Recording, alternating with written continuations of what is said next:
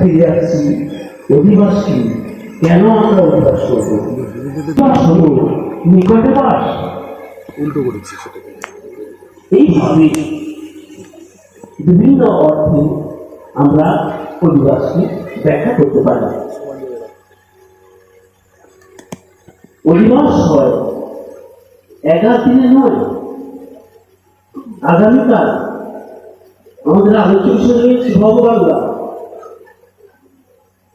সেই ভগবান লাভ করতে গেলে আমাদের জীবনে, সাধকের সাধারণ জীবনে অধিবাস চাই।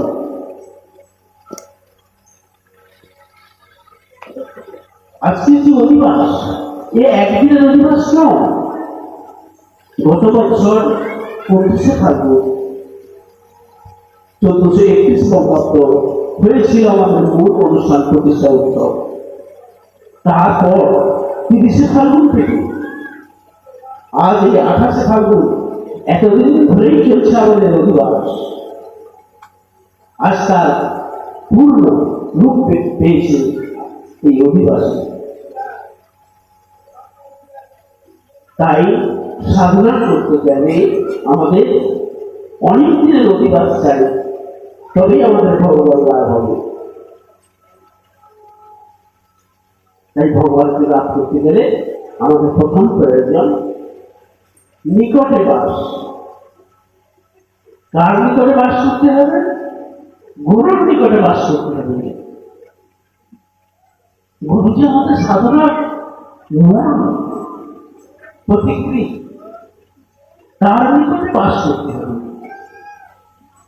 যে সাধক যত বেশি গুরুর কাছে যাবে, সাধনার কৌশলগুলো শিখে নেবে, তার সাধন জীবনে তত বেশি উন্নতি লাভ করবে। কারণ আমাদের যে সাধন কৌশল, এই সাধন কৌশল অভ্যাস করতে গেলে গুরুর কাছে বারে বারে যেতে হবে। সেটাই হলো নিকটে বাস, অধিক বাস। তারপর গুরু বলে দিলেন, বলে শোনো, তুমি অধিবাস করো, শ্বাস প্রশ্বাসের অধিবাস করো। কারণ শ্বাসই গুরু।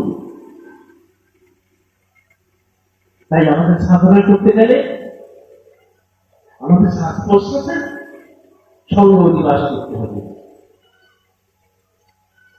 শ্বাস আর প্রশ্বাস আমরা যে প্রাণায়াম করছি, ভগবান কৃষ্ণ বলেছেন, অপারে যুবতী প্রাণাং প্রাণে অপারণত ভাতরে প্রাণাপান প্রতিযোদ্ধা প্রাণায়াম করায় না।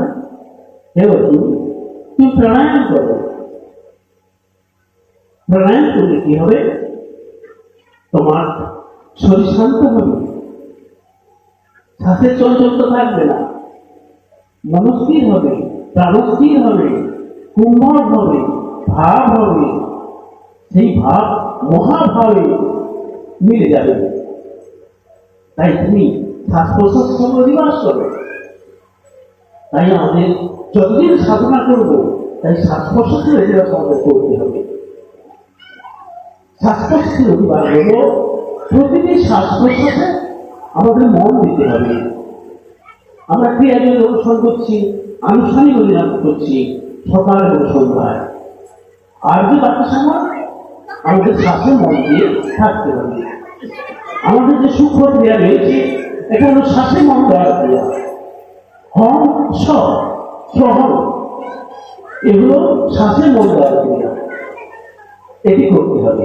তারপর সকাল সন্ধ্যায় আমাদের যে প্রাণায়াম, সেই প্রাণায়াম অভ্যাস করতে হবে। এইটা করলে পর আমার অধিবাস হয়ে গেল। যখনই আমার অধিবাস হয়ে গেল, তখনই আমি ভগবত অনুভূতি লাভ করব।